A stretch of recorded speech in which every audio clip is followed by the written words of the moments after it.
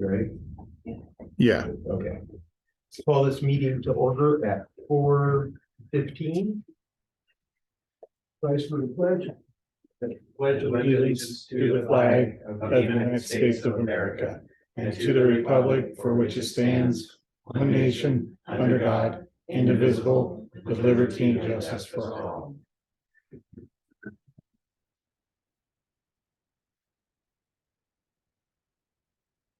Just to make note, we opened the meeting 15 minutes late today due to needing a quorum.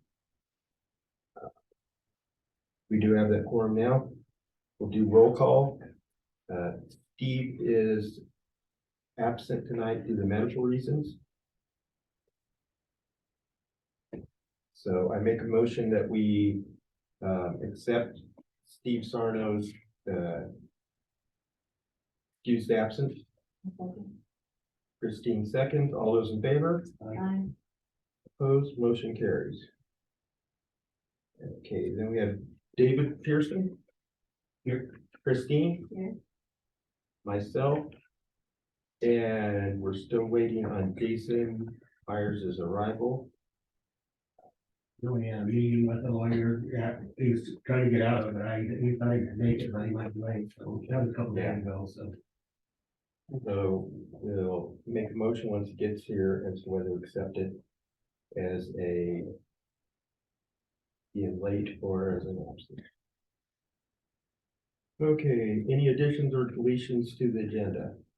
None from staff. Conflicts of interest, anybody having a conflict of interest pertaining to any business that may be handled in tonight's meeting, please make notice. No. Nope. Correspondence. None from staff. Okay. Public comment, any member or resident of the district that would like to comment on items not listed on the agenda may be restricted to 3 minutes limit per person. Make notice now, if you've got any public comment.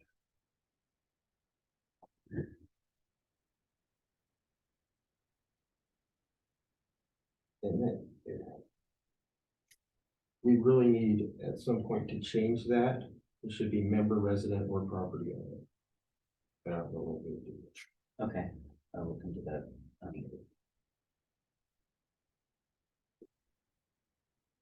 Okay. Yes, or presentations.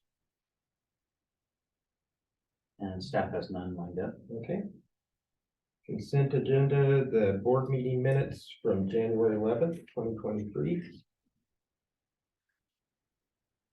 Let's get the meeting. Yeah, didn't say about issues with that. Okay. Make a motion then that we accept the minutes from January 11th, 2023. I'll second. All those in favor? Aye. Aye.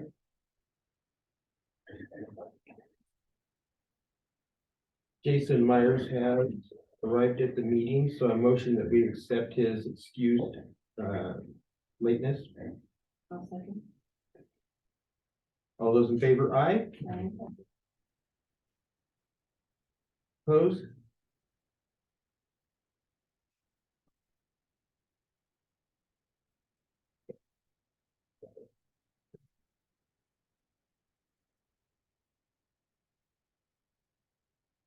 Thanks for rushing down, Jason. Yeah, thank you. No, No. personally beat you back up. Yeah. Okay, chief's report. Okay, thank you.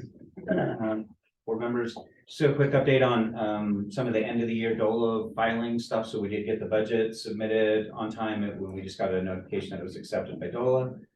Also the transparency notice on annual basis, it's filed with a significant amount of other locations. And so that was filed and we got the notification acceptance through all the places need to be. And we've updated that and posted that to the website. So that part's all done.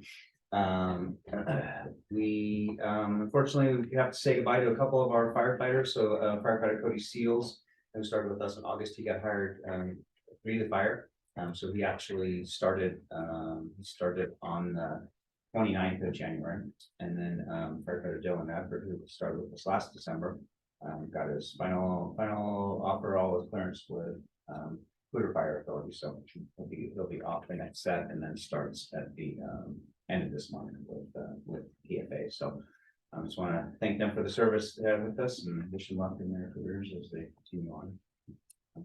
We did share last month, we went through a recruitment process, open recruitment for the last month and a half for new personnel. So we did do interviews, and then we did 4 conditional offers and acceptance of 4 of our offers. We did make one other offer to one of our current volunteers who finished on our list, and he deferred at this point, so he'll remain on our active recruitment list. So but we did have 4 accepted, and they're going through all their pre-employment screening processes now.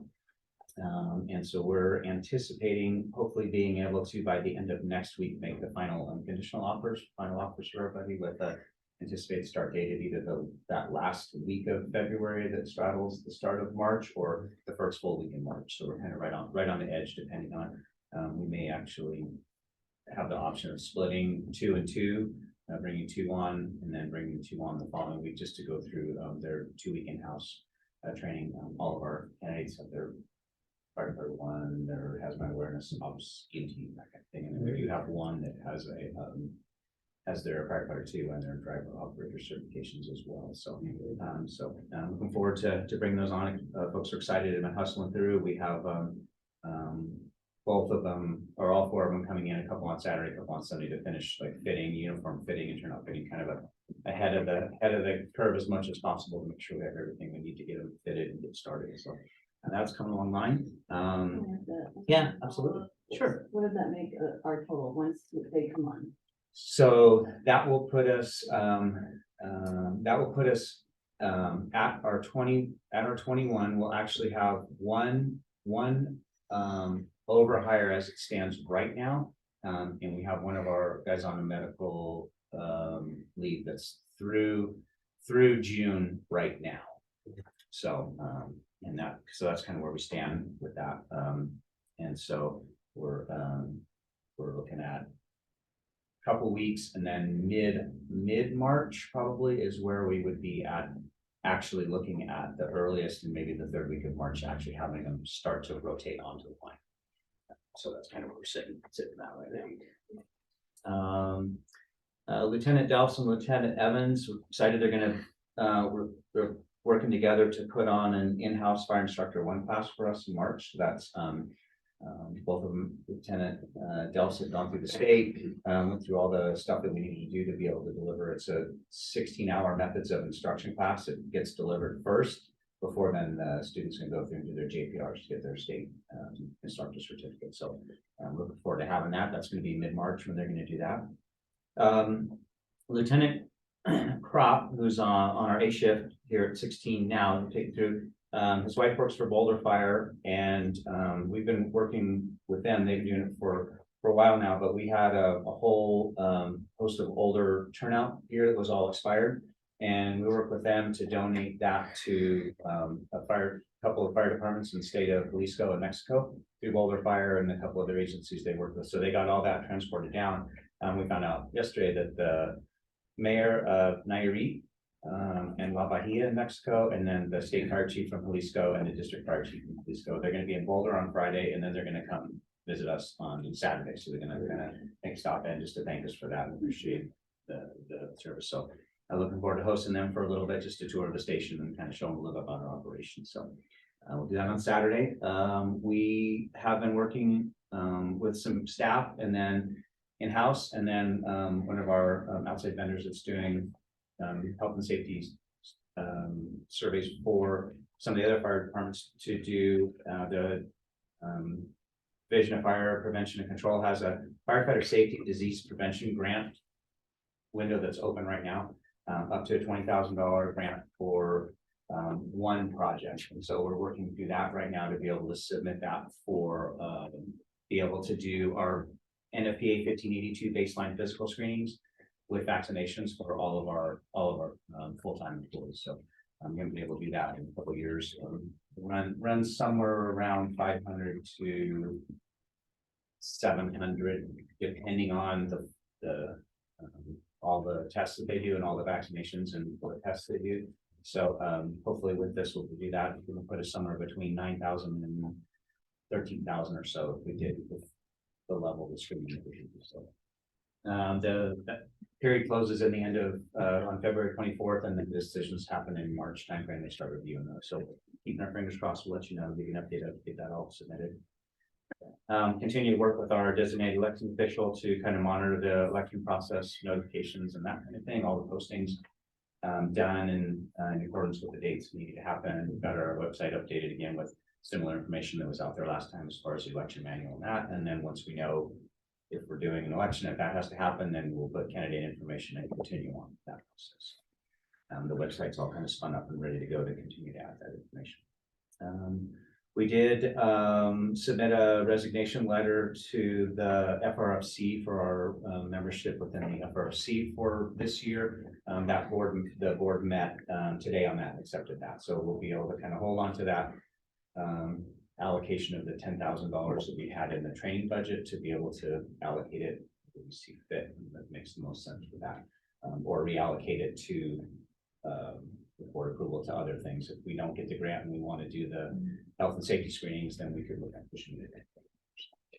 And then I just want to kind of give an update, just really talk about kind of our partnership and stuff that we do. So we've had an opportunity to run from just physical location partnership, but just with Clear Fire Authority, the way we run our closest unit dispatch and running a lot of calls together with them. They run calls in our area, we run calls in theirs, and we've been just keeping communication lines open with them and talking to them as much as we can about opportunities. So over the last month and a half, the PFA has donated to us some of the excess tactical and ballistic gear that they have. They were able to purchase new equipment, and they have other equipment that they were selling like on GovX, and so they donated 10 sets of tactical ballistic gear for us. We just need to invest in the ballistic hard plates for those, but that'll get us so we can start working with our training and procedure and deployment basis for those tactical type of missions from there. We've been working with them on a couple other things. They've got some excess outerwear, fire department like EMF parkas that they're going to donate to us. And then they're switching up their uniforms to a different style. So they've got a cache of the Nomex shirts and pants that they're going to donate their other gear. Some of them used, some of them slightly used, and a bunch of new stuff as they change that over. And we're paying about $200 a pair for Nomex pants and well over $200 Nomex shirts. We've been exploring some other options about changing that as we go forward. There's some. And they're looking at polyester non-fire rated stuff, which we really don't have to have. But that would also involve an investment in with us to change that gear over for our folks. So this will definitely bridge some time for us where we won't need to invest in some of that Nomex gear as we look at some other options to change out some other stuff. The other thing is they've got some additional extra firefighting equipment and some Chineses and things for some water supplies and things that they're gonna pass along our way. So really appreciate that. The last thing that they've done is we kind of got through and been able to set up. We've been exploring options on where we can do our mass fit testing.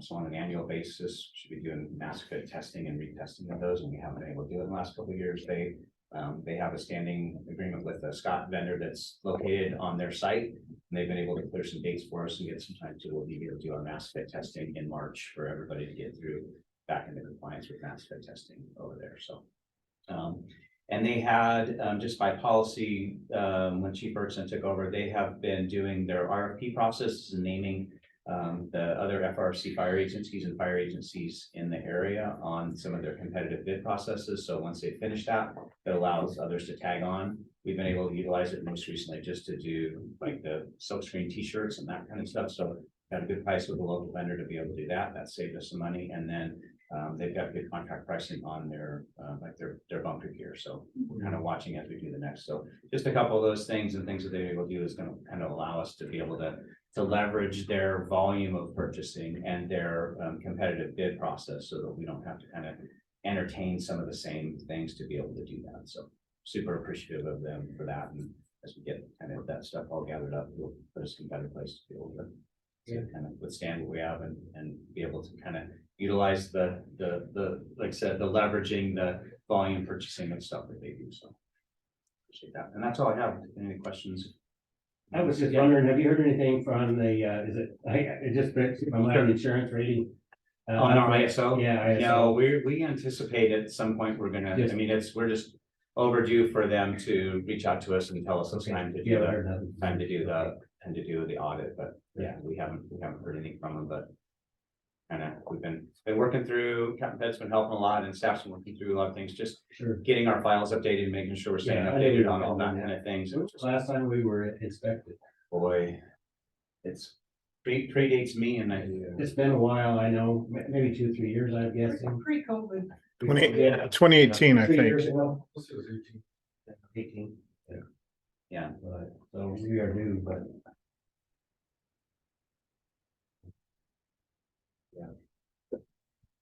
More money, that costs money. No, it's just that they'll come in and they'll check water flow hydrants and they'll check hose and all your records and manpower and your response times, and they could almost check anything, I think. Yeah, so they have I mean, there's basically a score sheet of a lot of stuff that they do, and once they get through and do that, then they'll determine what the ISO ratings are for the different areas, so. That's right.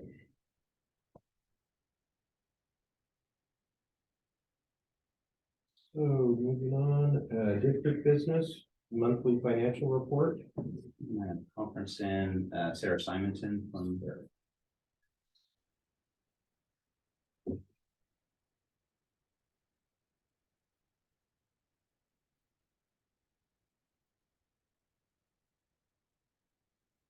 Sarah has taken promise.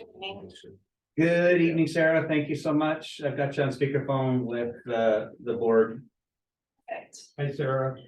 Hello. Board chair, members of the board, I apologize for us not being there in person. One of my coworkers was supposed to be there, but had a family emergency, and so I am covering for him. So I apologize for not being there in person. It was just last minute. But I'm happy to present the board for financials for January tonight. Not a lot has gone on just because it is the first month of the fiscal year, so there's not really a whole lot of trending that we can do yet. So overall, our January revenue numbers came in at $31,849, which is under budget by about $22,000. Predominantly that's related to our tax revenue. So tax revenue came in under budget by about $31,000. I want to mention how we plan or budget our tax revenue. Obviously we have our mill rate and our valuation to get that total number. And then what we do is we look at, to get it split out by month, we look at how much we've collected historically over the last 3 years each month. So the last 2 years in January, we actually have been under that kind of run rate. And it's really just driven by some audits that had happened in the previous years that are kind of throwing that number off. No major concerns with that. We'll continue to track our tax levy revenue for the fiscal year, and as we get into the next couple of months, as we see that big tax revenue number come in, then we'll be able to kind of see what's going on a little bit more. But for right now, it is under budget, but not anything to worry about. Non-tax levy revenue came in at $14,725. That is over budget by about $9,000. That's predominantly driven by some service fee revenue for our permits. That was actually over budget by just over $13,000 for January alone. Moving into our expenses for January, our total expenses were $173,122, which is under budget by $50,000. So good news, as we're seeing a little bit slower revenue coming in, We're also seeing some of those savings happening on the expenses for January. Predominantly with the personnel expenses, as Chief mentioned, we have been short to our budget in our headcount. So we're seeing that kind of flow through our expenses right now. So personnel expenses were under budget by 17,000 for January, driven by those lower employees and the associated benefit costs with those employees. But as we hire those people on in the next couple of weeks and months, we'll see that number come back into historical, see what our budget is. Managerial expenses are also under budget by about $11,000, $11,530, and that's really driven by our lower county treasurer fees and some timing with our insurance expenses. So as our property tax revenue comes back in, we'll see that kind of uptick a little bit more. And also vehicle equipment and expenses have been under budget. They were under budget just about $9,800. And that's just driven again by our lower vehicle maintenance costs for January. Again, we don't we take a look at the total budget and kind of plan as much as we can. But that kind of happens whenever we need, obviously, to repair our vehicle. So it's not really something that we can plan too much. So we'll see that kind of variance go through for the rest of the year. As it goes up and down, but year to date will show up more accurate. In addition, I just want to make a mention, if you look at your profit and loss budget performance, the detail expanded view, you'll notice that the chart of accounts numbers and naming conventions have changed. So we were able to get that chart of accounts conversion done here in end of December, first part of January. And so you'll recognize we try to also group those categories of expenses a little bit more, so you'll now see things like all of personnel costs kind of rolling up into one, vehicles and equipment rolling into one, buildings or land, and that sort of thing. That'll just help us talk more about overall function of the district and their expenses. And then finally, I just wanted to touch on, we are going through now, starting now that fiscal year 22 is kind of wrapping up here. We do have a couple more costs coming through that we need to code, but then we'll start working on our audit prep.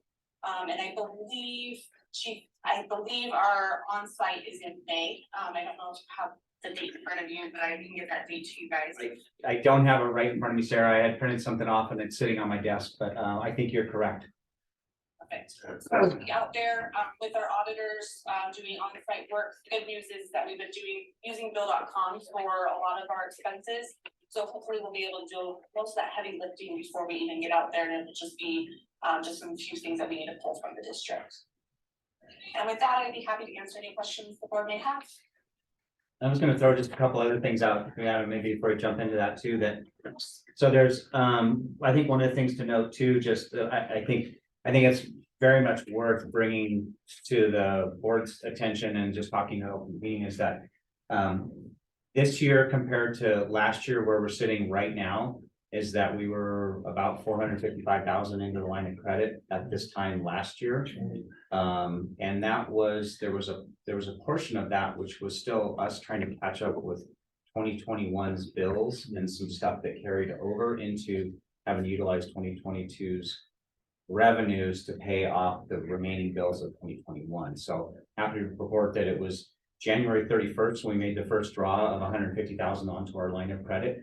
And with that, it kind of ties into, if you look at some of the expenditures that happen, we're very purposeful about trying to plan what we have to spend in those first couple of months, so that we're only spending what we absolutely have to spend and what we have to buy in those first couple of months until we really receive those tax revenues to be able to then go forward with that. So vehicle maintenance, as a good example that Sarah talked about, is low. We have some things that we know we're going to need to do, and we'll get on those once we've been a little bit farther into the year, so that we can work on the things that we want to do that's going to defer bigger maintenance issues, but not have to do those and pay for those until we're really in a bit better place with our tax revenue. So I think those are both worth worth mentioning as we get into those first couple of months of the year. We're trying not to spend anything else so we don't have to. I mean, that right there tells me that you're doing a heck of a job. I mean, for the whole department right now. cutting back on things, and I do appreciate it. Well, that was the original full intent of the line of credit to begin with. Yeah, It just was to get never. us through that Yeah. every month. Yeah. Yeah. So, that's off to you guys. for- Yeah. Well, thank you. I appreciate it. I'm sorry, I jumped in earlier, but, look, board has any questions for Sarah, related to the financial report?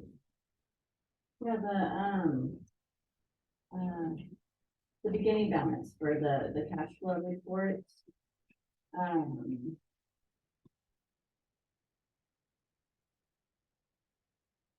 Is 240,000 off of the ending balance for the December number in our last packet.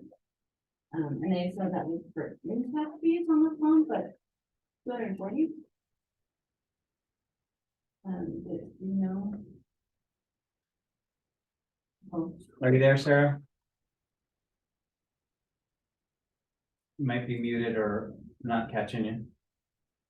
I'm sorry about that. Director Gator, you repeat the question. I'm sorry, you were breaking up a bit. oh, sure, so the, cash flow report, the beginning balance for January says, 378,000 and change, and then, the December 2022, the ending balance is 138,000, which is a difference of 240,000. I'm just wondering, Okay. what makes up that difference? I'll have to pull up, bear with me for just a few minutes. Let me pull up, the number. I'll get back to you. No problem. I have some questions for Chief while you look at that. Chief, were you able to look at where we categorized or budgeted Hulu? No, I haven't had a chance to peek at that yet, so No problem. I'm, the same thing, I think if I pulled up our budget, document in there, we'll look and see where I think that most of it, I think might have been under membership stuff, but I need to find anything for it. When we did the conversion. Right, that's what I thought too, but I think now it's categorized under awards and recognitions. Right, I think that's what happened in this, that might have just happened, just the charging on this from the credit card stuff. And so, one of the things that happens, just kind of in the process part of that too, is we get the credit card statement as a whole, and then we send it, try to break out all the pieces and send it across to you. And I think what happened is, I know we've had some changes on who's helping code all that and whether it came across from what we had it Okay, so that loaded before. that might need. Yeah, they may just need to be. And then also, just as a board, now I was talking to JBG earlier today on the phone. And, there's a line item called postage. And on the profit and loss, the more detailed report. Under managerial expenses, after office supplies, there's a postage and printing. But if you see budget is 0, so that's not actually something we budgeted for, so it's not in our budget. So I just, they're gonna move that to office supplies so that we don't have expenses going into something we never budgeted for. Okay. And, Director Gator, I'm yes. still waiting for you, so give me a few more minutes. I think it was missing the 200,000 that was sitting in the FBO account, so let me make sure. Okay, I do have another question for Chief. So under the bank charges, okay, that's also under managerial expenses, bank service charges, we have $32, which is fine. But if you times that by 12, it is over what we budgeted. Our annual budget is 282. So right now, because that's from our website, and so that's every month, $32. So already we know that we're gonna be over on that budget. Which one are we looking at? Which you're on? Bank service Yeah. charges, 70, 80. Okay, 70, 80 on that. So $32 is from our Wex bank, and that's monthly. And I just need to double check and see where that was buried under before. Because I think what happened was we, Oh, we put under fuel. and the, what tagged on that service charge was when the way we were set up before was we get the invoice that come through, then we were writing a check to pay for that, and every once in a while the check in the mail across late, and that Oh, yeah. $32 service charge for using the card had a $75 late fee on top of it. And I think that's where we kind of pumped a couple of those, so I will look and see where that, So we know that we're already gonna be over budget, and I think it's over budget, did I write it down? Over budget by $102 at the end of the year. And that's not including if there's more bank charges put in, obviously. So I was just wondering, where do you think that should come out of? Do you think that will come out of the fuel? Like we'll have less taken out of the fuel expense? well, and I think probably more proper, the Wex card charge should probably just tag the card, the $32 a month should probably be tagged to fuel. Yeah, I guess my thoughts was it's a fee for having Yeah, a card. yeah. Also, it's a fee for having the The fuel privilege card. of. So I fuel mean, so we could take Okay, take 32 times it by 12 and then just reduce our fuel budget and add that to service fees. I mean, there's a couple ways we could handle it. I mean, yeah, I think it's just a matter of figuring out for sure where we budget it, where it makes most sense for this to load. okay. And then to make sure if we make a change in the budget amount, that we move that money into the budget. I like what you're saying. Let's put it in a fuel, even though it's not technically for fuel, it's for the privilege of buying fuel. Yeah, Mhm. yeah, That's, because when as a good example is now we're buying fuel. We have fuel delivery, right? So they come about once every month and a half or so, they deliver the fuel. We're paying about $1.75 a gallon less or something than we paid before when we go buy it at the pump. But we pay a dollar amount per gallon, but we also pay a slight service delivery fee and a slight fuel fee, or the same thing when we do the trash, like when we pay now Republic Service or Gagos was charging before a fuel surcharge fee of $2.50 on the waste bill, but we just put it all during waste, Okay. right? So I see what you're saying, yeah. so I think it's probably more appropriate to put Wex in fuel. And then, which is about where we have the money, and then this bank service fees could be the $5 a month charge for whatever the bank is Okay. or something. Let's So, do that. Thank okay, you so much. okay, so Wex card will go to fuel. Sarah, are you ready yet, or should I keep going? You can keep going, Okay. I'm almost there, but go ahead. Okay, so then this is for the board, if you look at like the fuel expense has 0, the radio maintenance dispatch has 0. The health and safety has 0, and that's normally the first responder, 15,000 a month. Sorry, 1,500, thank you. Me zeros there. 1,500 a month, so there's a lot of expenses missing from this report, and for that reason, I would like them to finish completing the report with the January expenses before accepting it. I also still want the December report. Yeah, and so December, I think, what we talked about was that the December is gonna continue to change until we've logged in all whatever the last stuff is. And I don't know that it'll be finalized. I think Sarah could maybe speak to you a little bit more about until we've for sure loaded everything that's done until the audit prep. So the final part of that, whether or not we think it's final versus when it really is final, would be whenever they've loaded everything too, that might be prep for the audit. So that would be more appropriate to share what that looks like, and that's what that'll come across. And then again, I think there's a part of looking at how the reports carry over, and I think especially in this case, because we're using bill.com now compared to how we ever did it before, was we were being way more diligent about making sure that it's not all happening at the audit cleanup afterwards, Okay. where before we were, you saw at the beginning, it would be, we were putting it into it, we're paying the bills, we bring you the check, sign the checks, and away everything goes, and then at audit cleanup time is when they may have a whole list of things that they found and said, okay, we're cleaning up that part, we're adding those things back. So I think just the way my process of using bill.com now is really the first time where we're taking a hard look at those charges that we're doing. But we're gonna, I think there's always gonna be that part where what's the material difference versus the smaller things, because we are gonna do, as an example, a good example, I have the Baumgart's bill that I'm getting ready to send through, and I have a couple of charges that are 1227, and then the 1.5 and 1.7. we're not gonna split off the $9.99 of that one Baumgart's bill and try to break the $9.99 out and put it to 2022. We're gonna pay the whole bill, and then the whole bill is gonna probably tie into January. I mean, we'll worry about the $9.99 kind of figure out and break it out if we're doing that. Maybe we will, but that's, you know, because we could do the same thing with, you know, yeah, or Black Hills Energy when we do the gas. If our period ends on January 23rd, that means we went December 24th to January 23rd. What are we gonna charge? Got it. How are we gonna charge the use of gas to do that? If we're buying gas, we're getting fuel, we're gonna get it on this day, but we're gonna continue to use it for the next month and a half. You know, we took delivery of it, we paid for it now, but the actual use of it might take a month and a half before we do it. We're not gonna try to measure our tanks, divide it out, and figure what that looks like. So there'll be some of that happens, and I think we'll probably historically, especially going forward, see this type of thing happen maybe in the early part of January of that.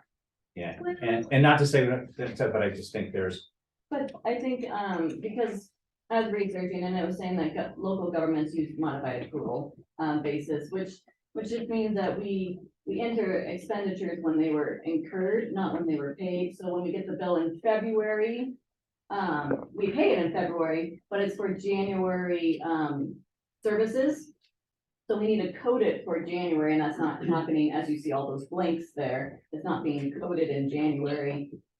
We receive them in February, so and some of those might still be, only the other process is that we're still only the 8th of the month, so a lot of the bills that are in bill.com, Yeah. they're in bill.com, but they're just not showing yet. So after we finish going through, all the approvals happen, and later this week and into next week, when the payments actually happen, then much more of this will actually load into the appropriate month. So like the first responder trauma counselors, for example, I think we pay that on the 12th or the 14th of the month. Right. So it then will show up on January's once it's paid.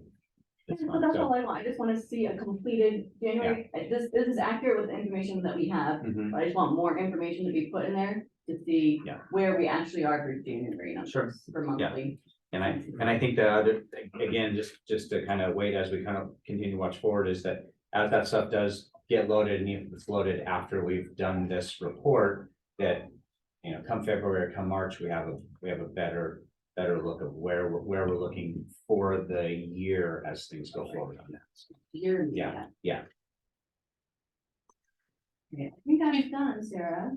Okay, so, and just to reiterate what Chief mentioned, absolutely, you know, we're only the 8th day into February, and this report was done on Friday, so it was as of what we had received in as of Friday. Excuse to bill.com.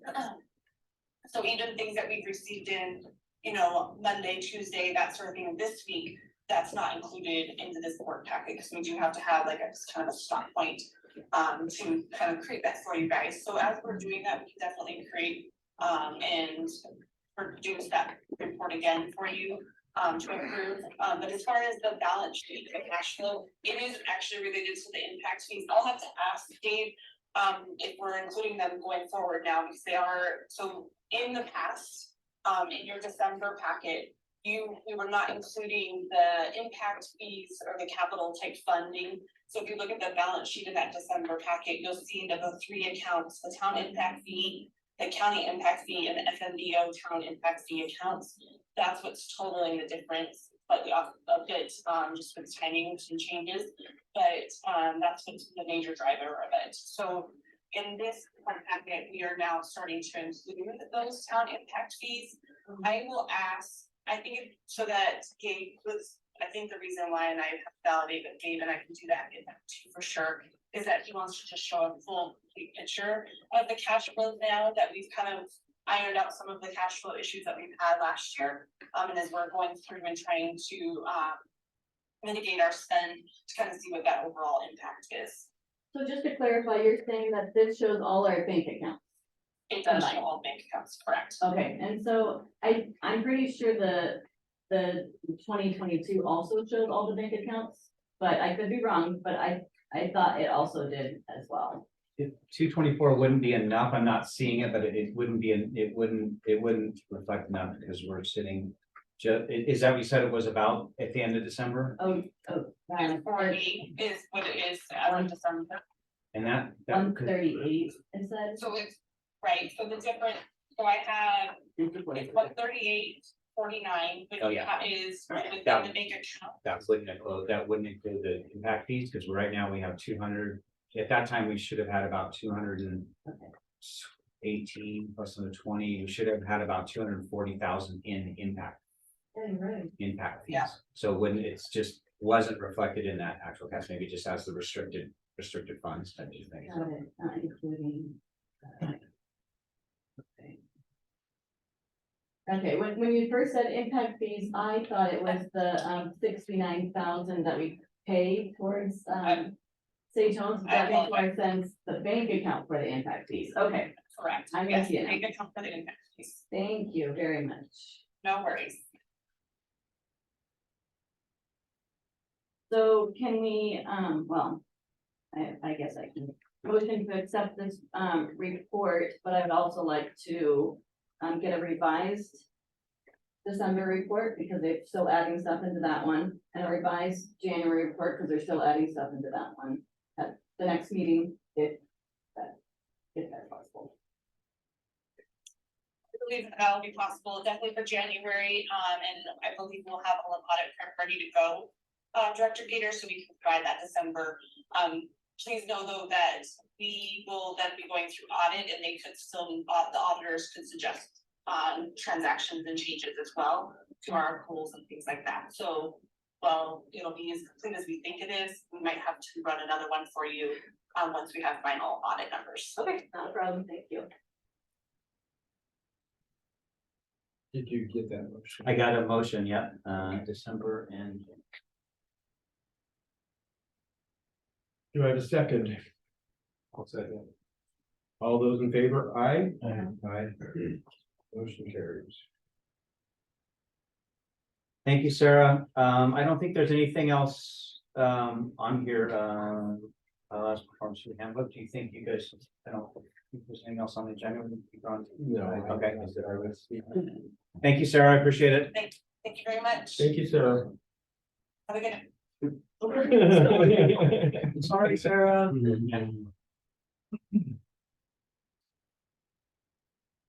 Okay. Moving along, we got some discussion items. First one is the board bylaws.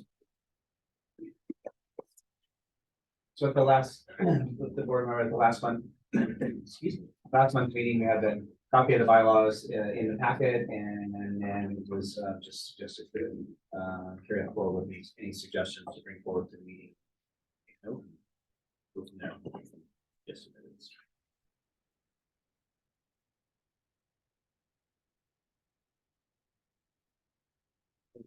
Does anybody need to see a hard copy of them? Board bylaws?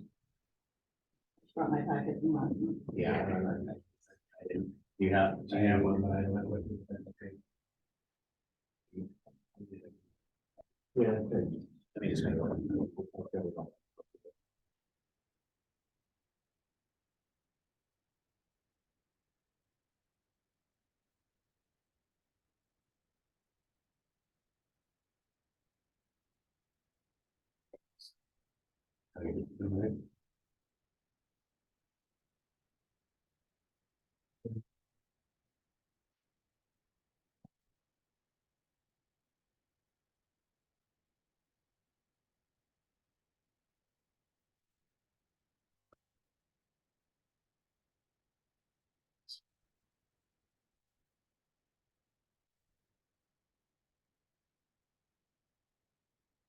That's one. That's good. Wellington. Myers, he's grabbing some bottled water. It's done on the copy.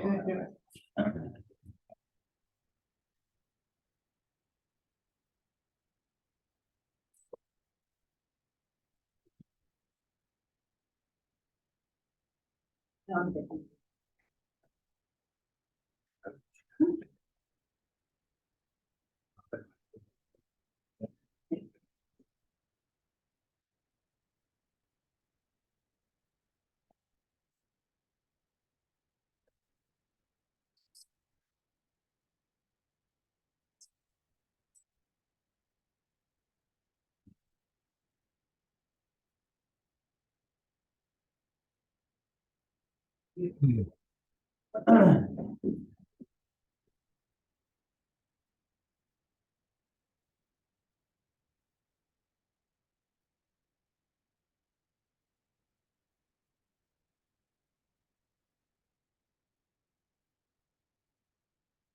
have one thought.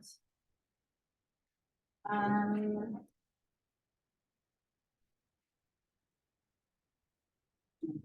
Oh, okay. There's six. section and I, Yeah. yeah. 6.13.2.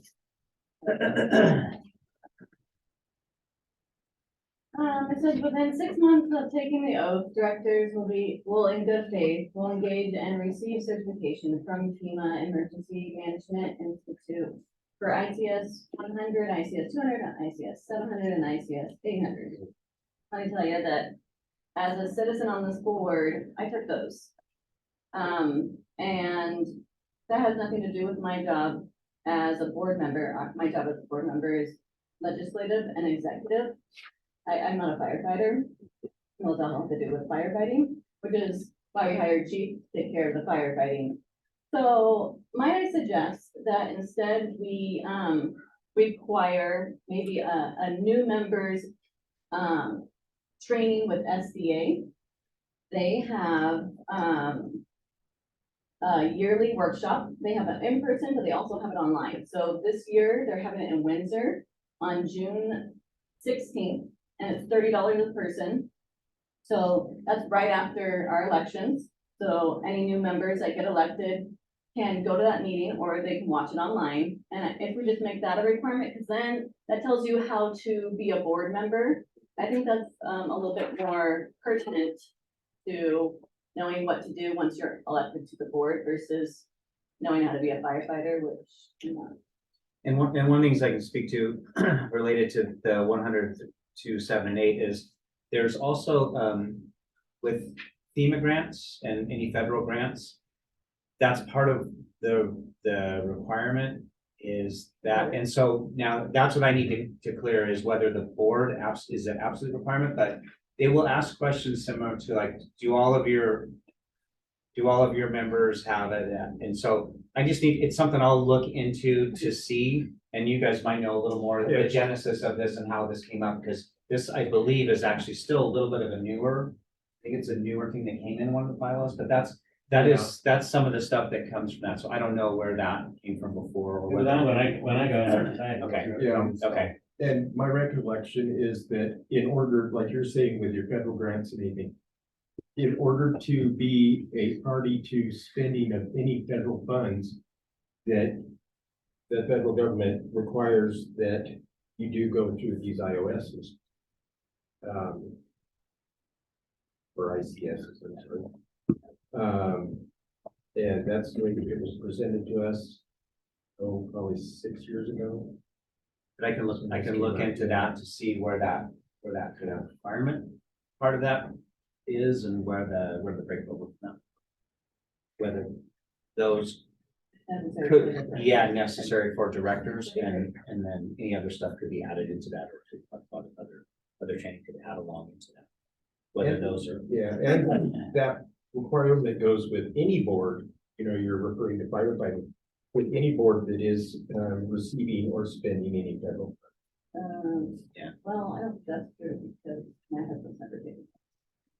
He's not Yeah. required to, and they accept that. Well, and at the time we were told that the board, the towns were. Probably goes back to the grant, I would guess, because if you get federal money for a grant. Yeah. But I don't know that. Maybe it's just the staff that needs to maybe, And it might be. because my husband's never had to. And I know so the SAFER grant, the Assistance to Firefighters grant, some of those, and I think 700 and 800 are the ones that get a little bit more into the system, like the overall system, as opposed to for the 100, 200 are the lower level of understanding the higher level of chain of command and some of those functional and command staff positions where 700, 800 gets into the system. So yeah, that's more understanding, like if we had a larger event that was all encompassing where the fire district, the town of Wellington and the town of Wellington staff, along with Larimer County officers emergency management and, Laramie County Emergency Services, and we were all doing an emergency operations center or something for a larger event, then that's what gets into those, so that you kind of have a better understanding of how that whole system works when you're working through incident action plans, multiple operational periods, the planning cycle, and a lot of those things. So I think it's kind of a general base of knowledge, and I think that's where that kind of looks into. Then you do a state of emergency, and then money starts to come fund in from that. That's some of the stuff they want to make sure that you have that basic understanding of what's going to happen.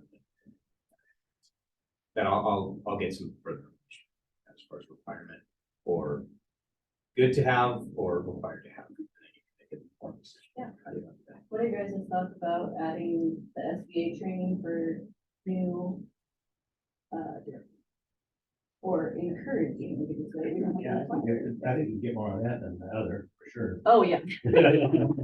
Yeah, yeah, I think anything that's, especially someone that's new that came in, wasn't. Yeah. Experienced, but Yeah, I yeah, think it's that's important a to good idea. decide on what's there and what would be suggested, and then how we communicate to let people know how to do that. Yeah, because that's changing rapidly at this point in time.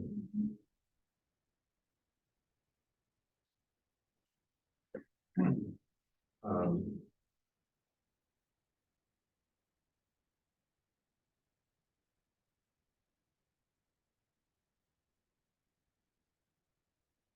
So encouraging, new directors, newly elected directors to take the Special District Association training workshop. And I guess we can talk a little more outside, is it $30 for SDA members? Or I wonder if you still have to be an SDA member, be in a part of that, we can look into that a little more, I guess, and figure out how that works. So just to know how, We could watch it online. yeah, But Yeah. in person, they said, it's great for the network. so do you want that? Where could we include that under? That's just, 0.3. 6.13.3.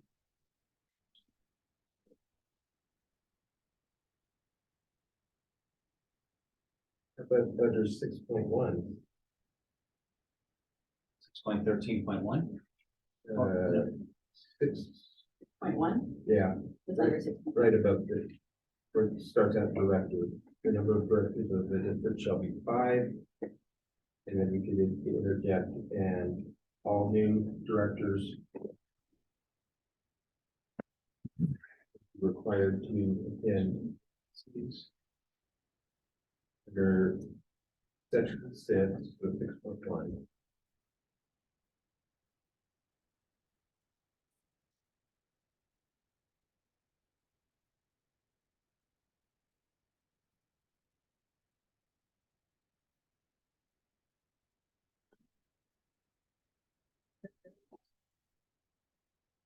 That way it kind of gets it right at the beginning. You want to require it, you can do it. But what are your thoughts? Well, I would encourage it. The only reason I say that is because then you gotta put a time frame on it, Yeah, you know, so. I would just word it as it That's okay. only encourage you. Do you have does the board have a, preference as to where it might fall? And I think I'm just looking, as we're looking, it seems like, where we start to get outlines of position, how many, and it seems like it's starting to get down into the 6.7s before it talks about, that, and so maybe after you. Why, that might be why it tagged on to the end. Before is once you now talk about a new member coming in, but. You could do it under additional duties, I guess. And that's kind of where that's where it falls now. It could be, it could work up a blended sentence where once we decide if we're gonna keep the 100, 200, 78, or if it's goes in place of that, or it goes along with that one, good faith. Right. Right. Engage in the training, completing the training. We want to, we can start with specifically outlining that, and if that changes where that's not option more than something else, or, Okay, and then if we need to also add those in there, just to kind of catch all of the training for certification. Okay. And, what percentage is?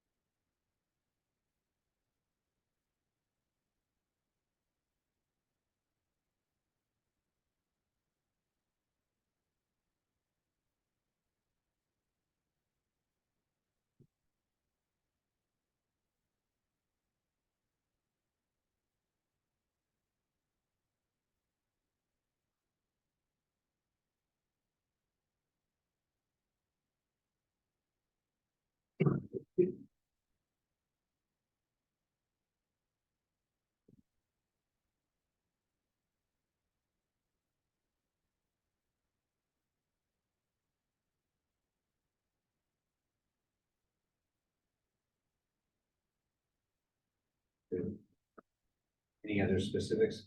Sent to me, I can get included in a red line version for the board to review as a red line for next month's meeting. Yeah. Get whatever, any other thoughts or suggestions, and I'll put it in as a red line for you to see that for the versions.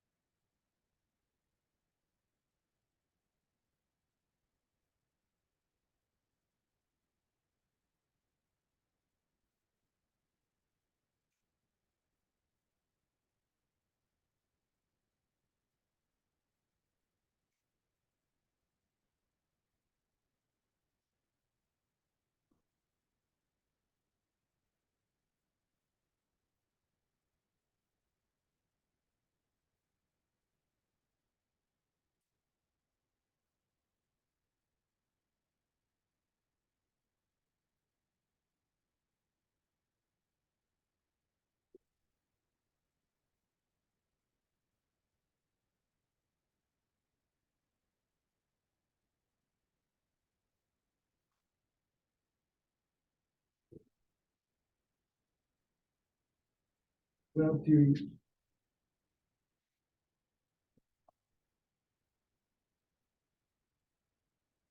kind of, as we ran into earlier this evening, there's no real direction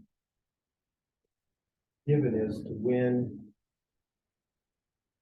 you, Because you don't have a quorum, Yeah. what to at do. what point you decide that you're not gonna have a quorum or otherwise. As far as, I think we should decide on a time limit. It just rules doesn't say.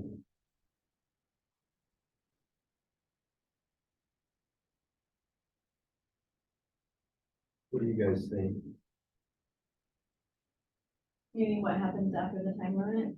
Well, or, yeah, even setting a specific time, some, type of direction for the president to follow in cases, whether it be 5 minutes after the formal time or when. I mean, so we would have heard from either directors tonight. How long? Wait. Yeah, Yeah. I would say that would be a discretion of the president. Or the vice president in the president's absence, he controls the meeting. mhm. I can do a quick poll and see if there's either from legal or from. Yeah, SBA why or don't whatever. you Just see if Yeah. see if that language is captured in anybody else's standard. bylaws. that others follow.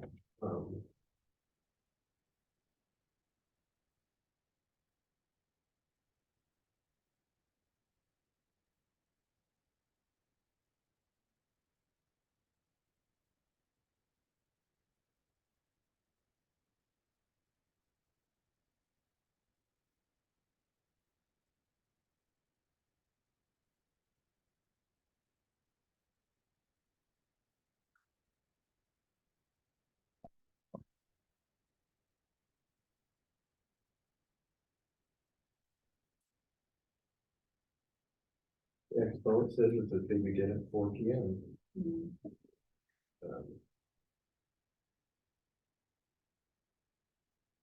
Yeah, if you would find that Yeah. out, what's that?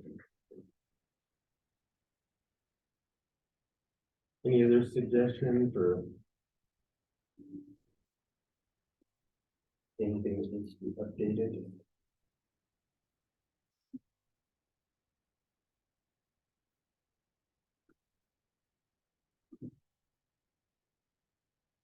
Yes.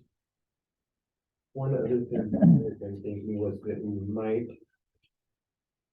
be wise to include a general policy for conferences with legal counsel.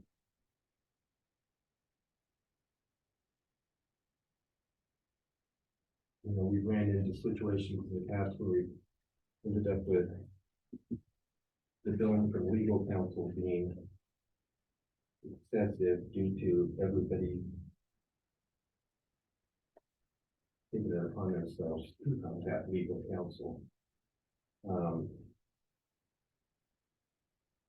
And I didn't see anything in here that actually specifies who can contact them and over what, and Yeah. you know, one thing that we haven't, I don't think, ever gotten into the policy or bylaws is that in order,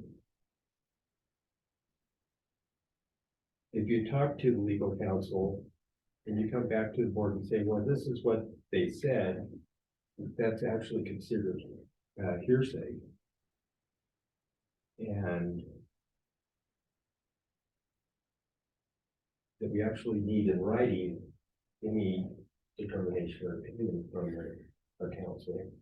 And they can actually legitimate if we want to take it that far. But I don't know how everybody else feels about that. I just see it as an offense that could get abused at times.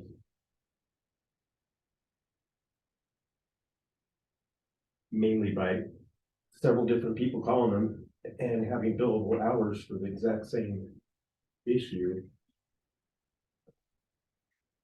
I don't know, maybe it might be a nitpick, yeah. Has that happened?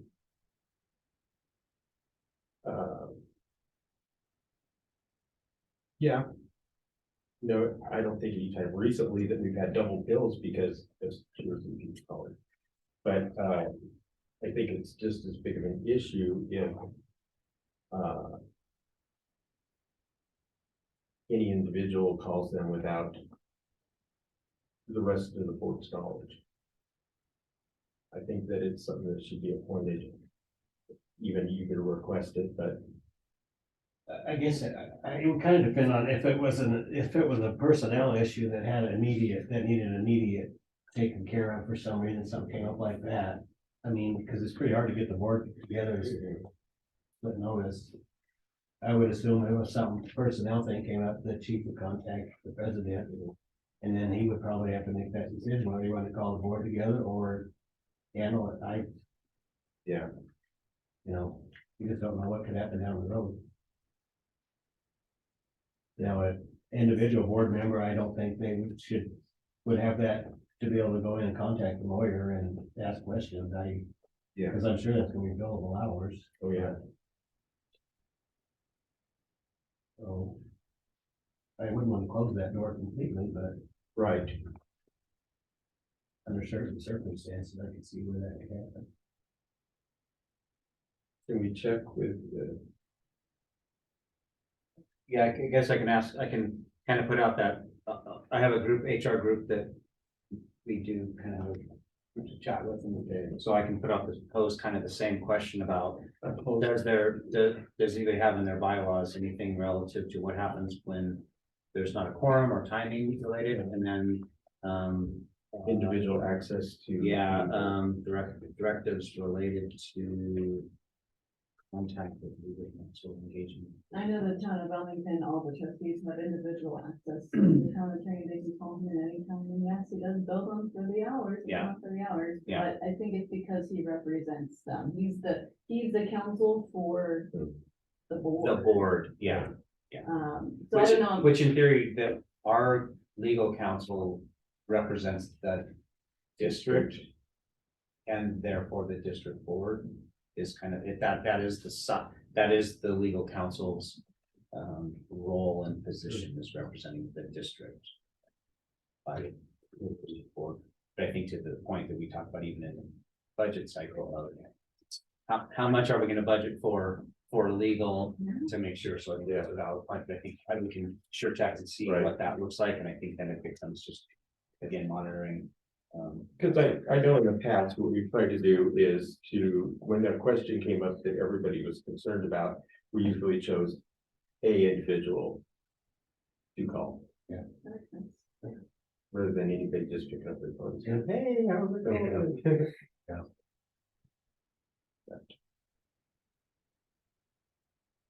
As far as, the quorum question, this is, a suggested, from SBA, just saying, action can only be taken by the vote of majority of directors present at the meeting, provided a quorum is present, provided. One more than 50% of the numbers, of directors present at the quorum to conduct business, majority shall consist of one more than 50%.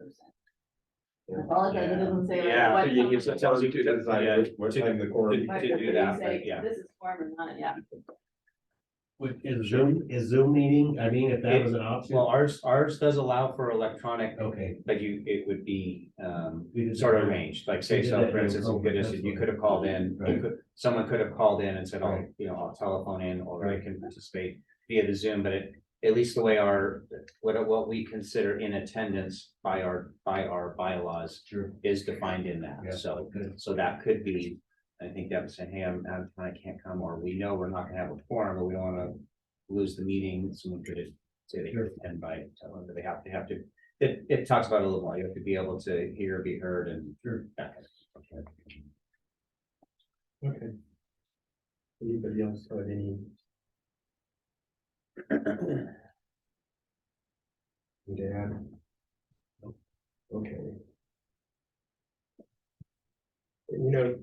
With things changing with, the way you do meetings and all this stuff, I think it's a good idea to revisit these bylaws. Once a year doesn't hurt, just to keep up to date.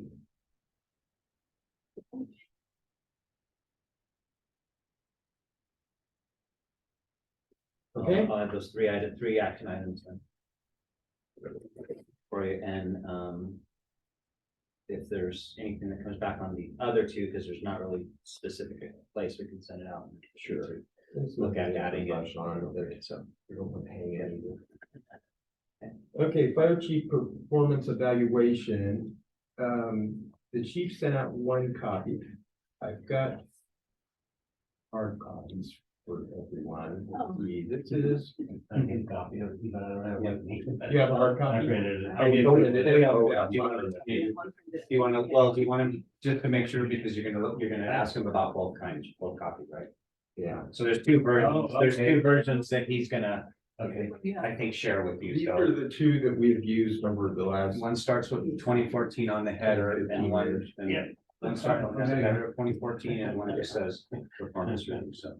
Everybody has both, sees both. Okay. So what we need to do is decide which one we're gonna use. Like I said last month. These are kind of like the best of the worst, I guess. There's nothing that we've been able to find so far that exactly fits what our needs are, but we've come as close as we can.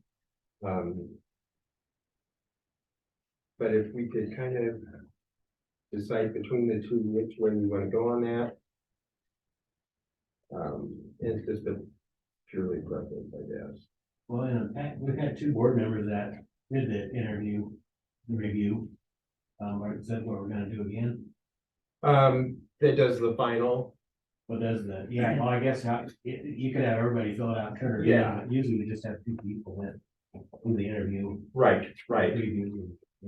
So I guess it would be up to those two, which ones they wanted to use, that's what. Yeah, I think so. Yeah, I would prefer to do it as an executive session so that we all can be part of the conversation. Yeah, I think we might go back to that, really. I think the reason we went mainly with the two people and everything was that we were, you know, in a situation with a chief that had been around 9 years. And it had kind of gotten to that, evolved to that point. But we can't get together more than two members, though. we can in an Executive session, we can, yes. And Not- the way that works is that it is the chief's prerogative as to whether he wants to have it done in public or in an executive session, and him and I discussed that. He would like to have the actual evaluation with him in executive session where we go over opinion. Okay. But that doesn't mean that we can't complete whichever one we want, and to have that ready to be tallied at that time. I don't mind either one. But 2014 is just a little bit, more organized by different topics, which is kind of nice. So Yeah. I guess I prefer that one over the others, but I don't know. Either way.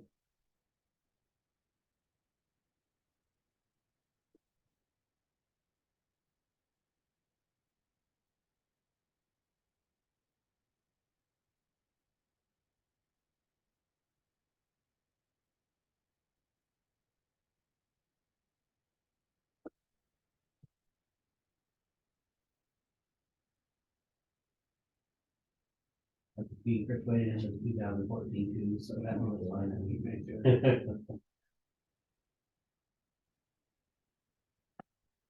Okay.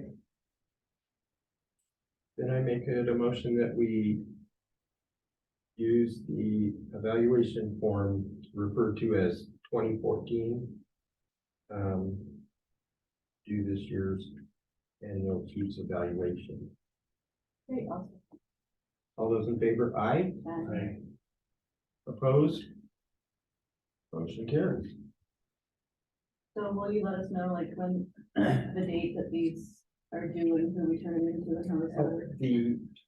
And I guess that's the question, do you want to, schedule for the March meeting to have we'll confer with council that we would add that to the agenda with the proper statute, and then, Right. and then do it in the March. And have it on the. I'm not gonna be at the March meeting. Oh, no. And, I mean, that's fine, but, I know it's a big pain in the butt to set up a next special meeting, but, Yeah. I'll be out of town, unfortunately. What's the pain, just the posting? Yeah, It's just electronic posting. Yeah. Yeah, we just need to do the posting schedule the I meeting. prefer us all to be there, so if we do a special. I kind of agree on that, and it's the ideal instance of using a special meeting because there's no real other business. And then what we could, so let's handle that. Let's do a special meeting. about March 1st. One more meeting. That would be the week before then. You could go to 5, do that, I mean, if it is. Yeah.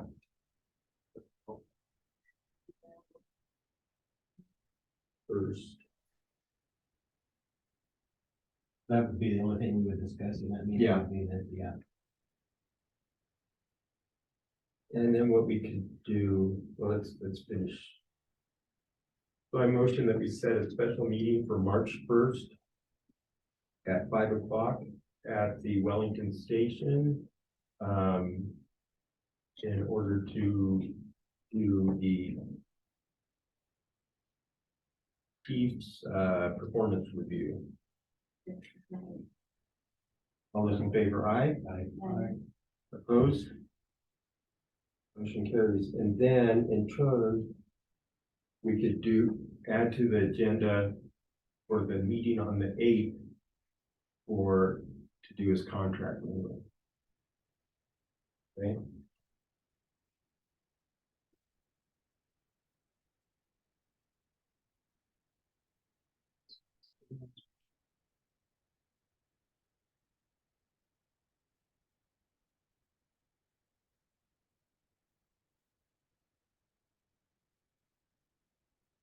Everybody agree with these? Which one? Yeah, I don't know. The first? Yeah, the first one. Okay, so I motion that we add to the agenda under, got my mind just here. Executive session, contract renewal with the chief on the meeting on the 8th. Do I have a second? All those in favor, aye? Opposed?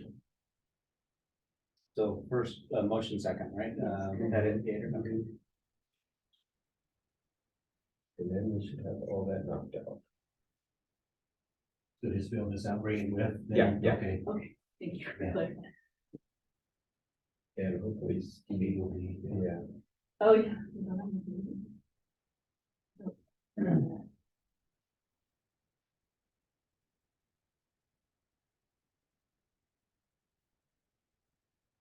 That should be a short special.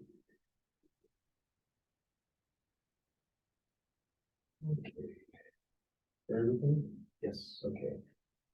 Next item is the employee handbook revision.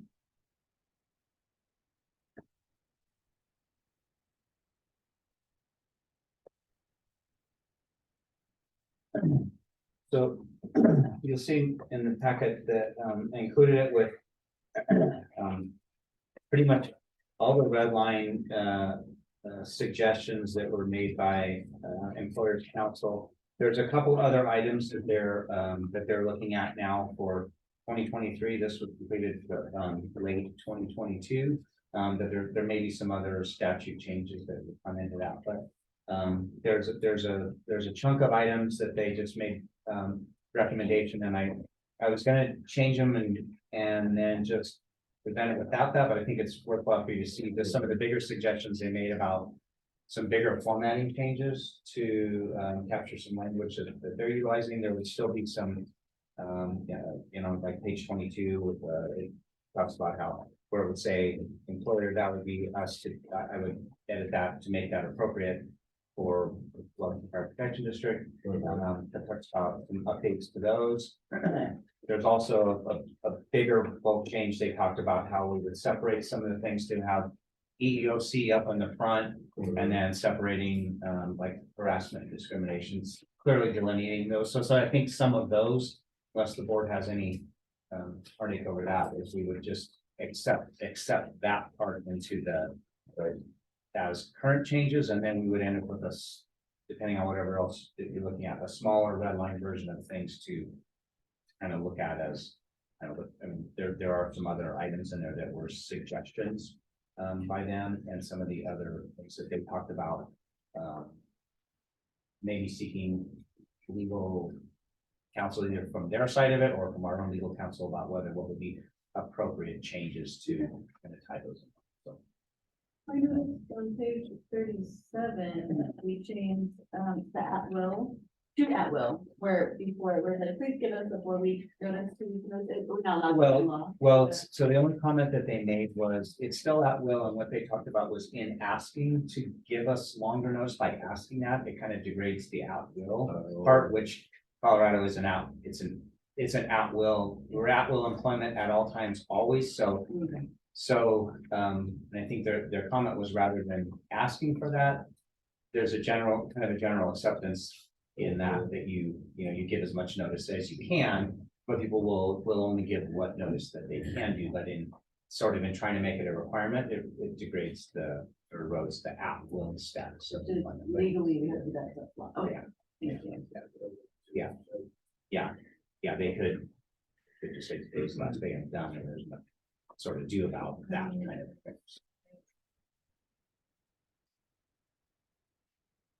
There was also just, so we do, but just some suggestion of cleaning it up a little more when you talk about final pay, that kind of thing, just that we're making it, that clean in the language that says there's already a requirement if we follow, if it was, you know, if somebody's leaving under their own terms of notice, then you can treat it under the normal final pay, and that will process pay the same way. But if we're terminating somebody by law, we have to provide them a final check at the time of termination. We can't tell them, Got it. and you're gonna get your direct deposit in 2 weeks after we do that. No, so they suggested maybe adding, they have some language that's, they suggested maybe adding that into that, just to show it that we would, and that's something followed by law anyway, but I might just clean it up by saying it. That's how that. So you know what it is. Yeah. One of the other things at the bottom of 36, we talked about it, that where the footnotes go, you kind of have to chase backwards from some of the comments a little bit. So like, for instance, comment number 8 goes up to the mandatory reporting, and one of the suggestions, and this is something that we could look at, that the way that they're talking about it is there's a lot of people in the mandatory reporting chain who people could go to, and there was just a suggestion about leaning it down to one or two designated people that fits appropriately to what our district is and how it's made up, so people know directly who that is. So Who is the EEO? right, so that's I'm one all right now, right? So I think if we had that now, there's also an ability for them to utilize, there's a number that we have posted like for employers council. So if they wanted to go around that board, that would be an appropriate thing, as it talks about the board president or the board to make that complaint to if it was related to me. So they don't have to try to go to me.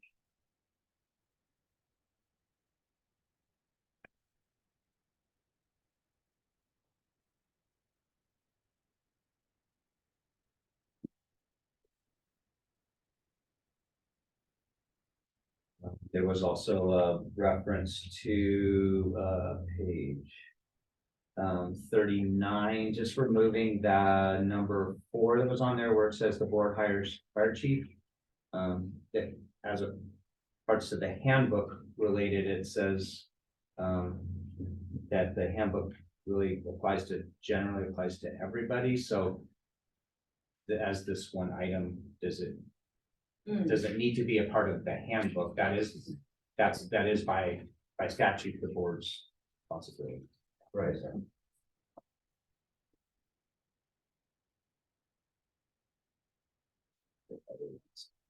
It seemed to make sense, and before we just accepted it to move it out.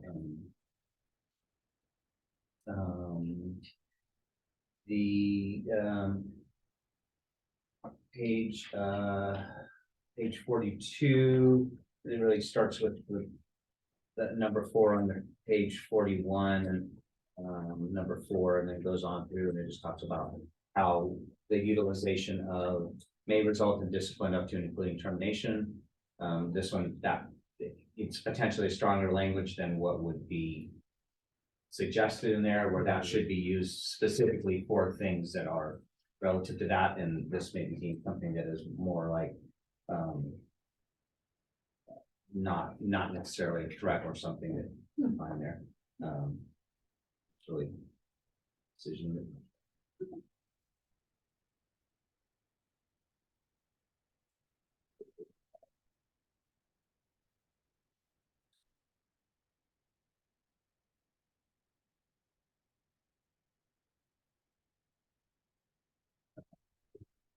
Yeah, that was kind of another one where they talked about how the language that we used about making disparaging comments is, this gets to things that you can't do, and they talked about really maybe talking to legal counsel for sure, but it's really the type of thing where you can say we're requesting that you don't do that, but whether it's a strict hard line thing, does it cross into allowing somebody to be able to make comments if they're not at work, or are they always at work? That's it. What about going back to 45, there's a red part. Sure.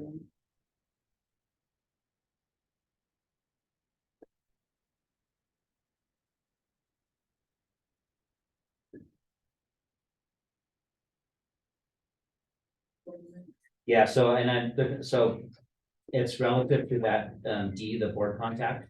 And the, Lawyers Council says they discussed the section where the attorneys said it's appropriate for you to restrict employees from speaking with members, and the restriction also appropriate for representative employees. Suggest you discuss it during negotiations if that's a, if it's a, this was, edited based off the fact that we have a local that has formed.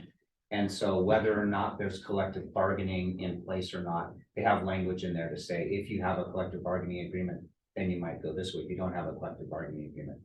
And so whether or not that language is captured in there, but that is how this section was said, that they said that the language in there, the way that is, would be appropriate, but it would be worth discussing with other legal counsel on our side if it's something that we want to do.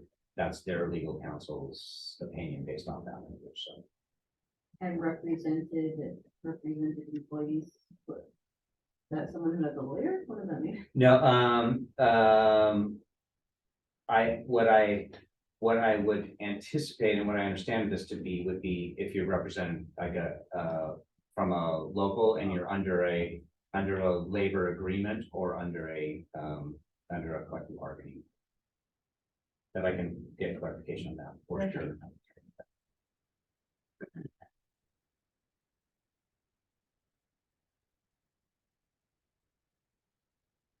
So, sorry I didn't mention this sooner, but since we don't have contact with the employees, and as we mentioned before with the chief performance review, we don't know how he interacts with employees, hopefully not around. Are we still doing that survey so that we can get their feedback for his review? Thought about that. This reminded me, sorry. Yeah, I had thought about it and then forgot.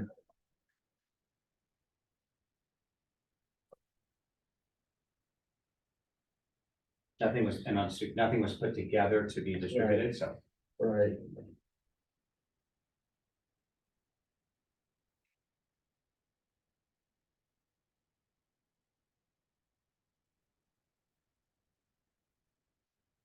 Into an open-ended survey monkey.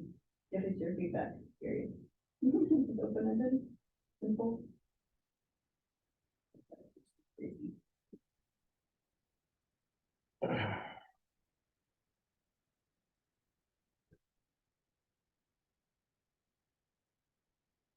I think time-wise, this time.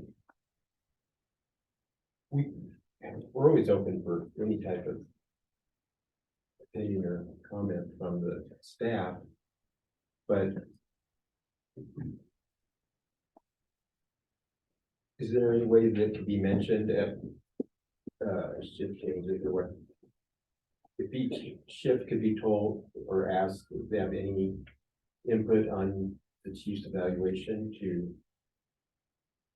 Direct it to a collection point yeah, and direct it to yeah, the just president for dissemination if you want. just to a collection point, whatever you would. We saw a Dropbox in here, don't we? Or just in that box. Used to be filed. Yeah, I mean, the board members do have.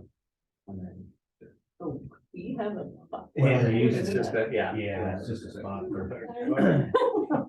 They could always put them. Did you want it, well, would you, or just an email form to one, either to, they could email board or which would catches everybody. Yeah, well, You could But then email- it's not anonymous. Yeah, that's true. So write on paper is anonymous. That's why I was thinking we could just have a stack of You know, envelopes. And is it, I mean, do you prefer anonymous, or would you prefer to follow up with somebody, I think if they had issue, would you Yeah. want So I to? would think this would at least give them a baseline of going, and we can base ours off of that. Yeah, 'Cause this gives you at least something to go off of, instead of just, hey, randomly, how we do this, it'll be right in across all of us, we can see how they're responding to. Good point. so let's make a stack available and it is at their own will. Yeah. That if they want to grab one and fill it out, that would be fine. And And they put it in your box. yeah, I think we can trust people enough. If they want to put their name on, they can. Yeah, that's If they fine. don't, That's fine too. Is that gonna be too big of a? You could also have each shift go one out if they wanted to do it. Yeah, as a group, Be single. that would be the easiest. Well, I think you'll get a more honest opinion, if somebody might not wanna say something. Yeah. And then some people might not even care. Right. I mean, I hate to say it. That would be what it is. Right. Input? Yeah, so I think, I think giving people the option would be appreciated by employees. That way people can choose, put their name on it, don't put their name on it, participate, don't participate. I think something as simple as a, like a manila envelope in the director's box, and, Yeah. at the integrity of our employees who've sworn oaths for those kinds of things. Yeah. To not go through that, I think that'd be perfectly appropriate and appreciated by the staff. Okay. Yeah. Thank you for the input. You want to share that to your, Oh. thanks, but we can sure it's shared to all. Yeah, if we can just have, if we just have blank forms, chief, maybe on the, on the desk down there, that'd be great. Do you want to give a date that you want them to have that to you? By the first, 31st. or yeah, 31st. And the day before. 28. Oh! They printed calendars from somebody that has the 30th, Oh, 29th, 30th and Oh. 31st on. I'm like, I'm getting confused because this month seems a lot longer than I'm used to. And then, Oh my. Yeah. Wait, Yeah. Okay. So, yeah, we just provide stack of blank. So a date, because they need to get turned in by. February 28. 28th. Yeah. Perfect. Thank you. Yeah. Yeah. Thanks for the input on the input.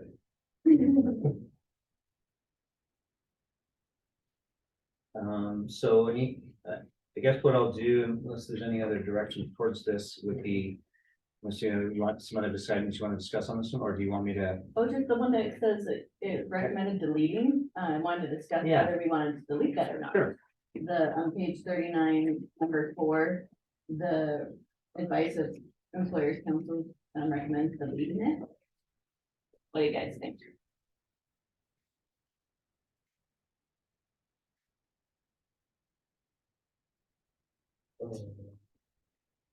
Oh, that's the board hires the chief, right? That's the one you're talking about. Yeah, yeah. And under, in the red, it says consider deleting it. There's that kind of Yeah. information included in handbook. We will all receive it. Doesn't seem applicable to all employees considered.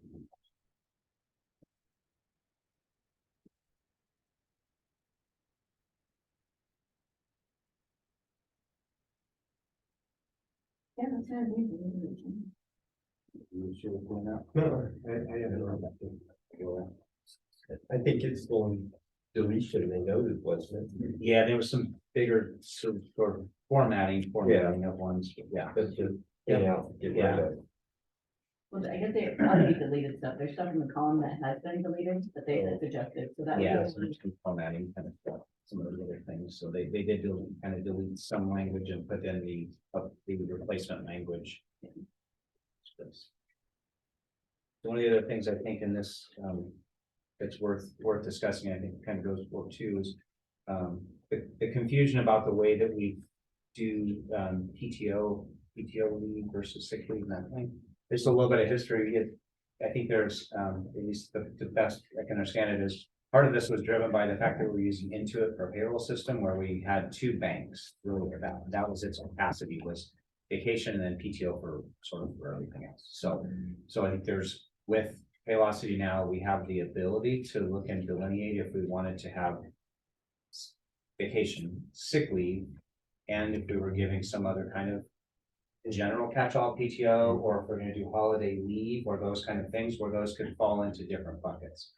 Because to the other side of it, it gets confusing because we do give holiday hours to employees and then we say they have to use those or lose those type of hours, but they all fall into the same PTO bucket. So there's really no delineation on how they schedule them when they request those, and then how to write policy around sick time, right? We generally don't say no to sick time. But if you're saying PTO can be used kind of like vacation, then we can set policy to say, well, one person can be on vacation time, but any more. And it could allow for the future way of us doing some different accrual basis of saying is you have more longevity, you have a higher accrual basis for your sick leave or whatever that looks like. And if we make a decision to clean up some of this language as they're suggesting, and it's on 61 and 62, just saying how some of that stuff's confusing because you're using PTO for a catch-all, which is sick, but then you're saying you can use it whenever you want, but then you should try to save it in case you're sick. We just do some language like that, which can be confusing. So that might be, if we clean up some of the other stuff, there may be a suggestion of some red line version that splits those off that could be tied into accrual basis, taking those hours and looking at doing it on an accrual basis, as opposed to sort of a dump on the front end. But that'd be something that we can kind of talk about. How that would look. We accrue vacation hours, but the PTO hours we do as a flat dump.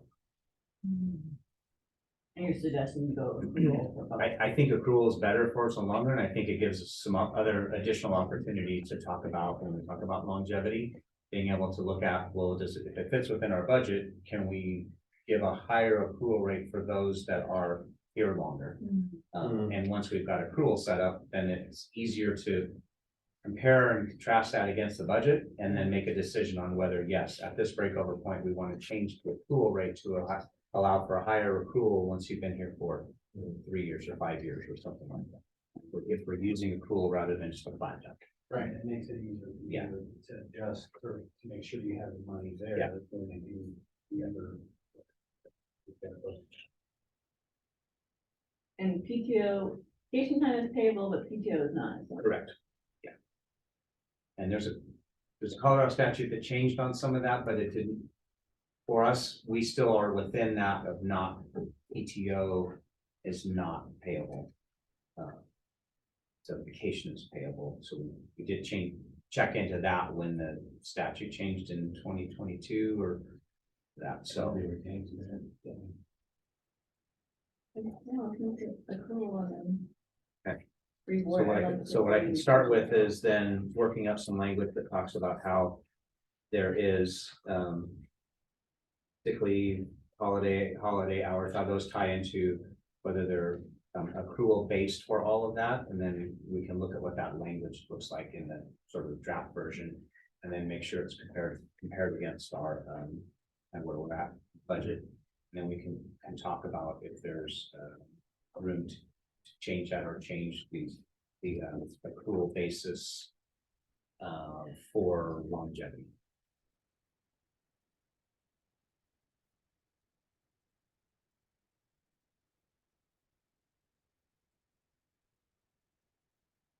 We don't mind whether they use vacation or personal time. That's up to them as to which one they use. Well, so that's how it was written this way. And so I think that the challenge, and when I say don't mind, the harder part is for us, I try to put myself in like a lieutenant's position or somebody that's requesting time off.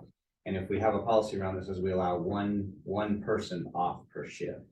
How do they decide if we're allowing more? If it's vacation, we're saying we allow one person to be off on vacation per shift. That's where our limit is. And then if there's an emergency situation, that can be evaluated that. But generally with sick leave, if the whole shift gets sick, we're not going to say, no, you can't, you're not going to be allowed to come off, right? So it's a little clearer when someone calls and says, I'm sick, I'm not coming to work, versus, well, PTO, I can use it whenever I want. Can you say no, or can it be at the discretion as long as it doesn't put the district in, there's some language that kind of talks about that, right? So it would make it a little bit clearer if someone's saying, no, I'm using my sick leave, I'm sick and I'm not coming to work. There's other typically around sick leave, then there's some ancillary pieces that go in with the policy that says if this person's abusing sick leave, or if there's any concern with abusing sick leave, you could request a doctor's note when they return to work or something like that. But otherwise, when people call in sick, you just put it down as sick leave and they take off because they're sick. They're sick, or a family member sick, or some other language that goes in with that allows for that to happen. But when it's kind of all combined together, it gets very hard for them to equally apply a non-written or a hard to understand policy across all shifts and across all places where they're doing it one way on one shift, different on the other. Going to the no, this is gonna cause a shortage on the shift, so no, you can't use your PTO today.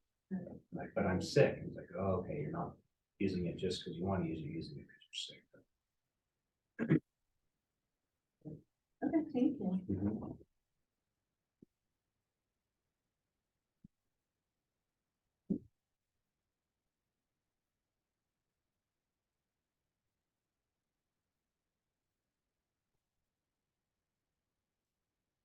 That was kind of one of the other bigger, I think, change wise that we're looking at from what we currently do to doing something.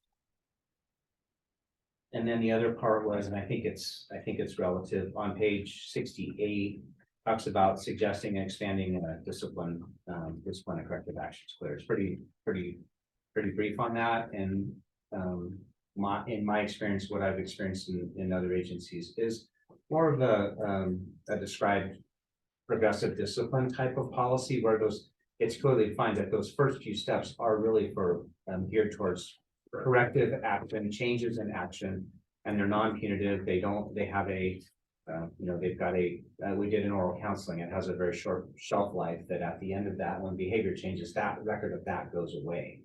And then the next level of whatever that would be, a written permanent counseling, and that has a shelf life. And again, it's toward correcting action before it moves into that the disciplinary phase. And so there's things that would allow something to jump right to discipline if it warranted it, but it's more clearly defined for the employees to know if this, then I could expect that type of thing to happen, and then equally applied across all shifts or across all ranks. That this is how that progressive discipline process happens. So corrective action, then move into discipline. And that's kind of what their suggestion is at the bottom. So I think there's an opportunity to find some others out there that have been vetted and used and evolved and adopt something like that. So.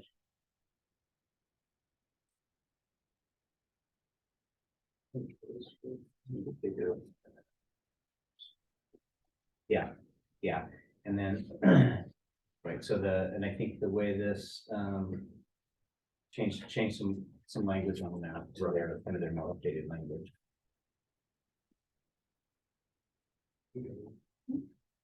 So we'll clean this up so that for the next red line version is closer to the adopted things that we've kind of talked about, with more of the red line versions of the things that we still need to look at, and the board wants to make any other changes from it. Okay.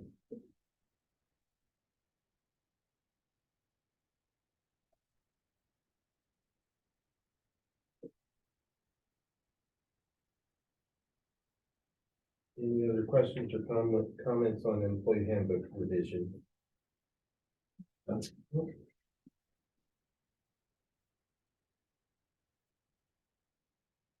Calendar items. So I'll kind of take a quick stab at the next one. So it should have mentioned that it was pension board and regular board for March. So it should have been reflected that. So it'll be pension board starting at 4 and then followed by the regular board. But other than that, I don't have any other specific calendar item things. So Okay. The election stuff's kind of been in the packet. Where 24th is the final day for self-nomination filings, but no action from our part. And we'll remain in contact with the designated election official, and then there's a following date after that if the accepted and validated nominations match the potential openings, then the next step would be the call for cancellation of the election by the BDO. If it's not, if there's more, then we would want to continue on that path. We'll just keep the board informed as that moves on. Okay, so as we were discussing, the next pension board and regular board meeting will be on the 8th at Station 16. at 4 o'clock. Anybody have any others?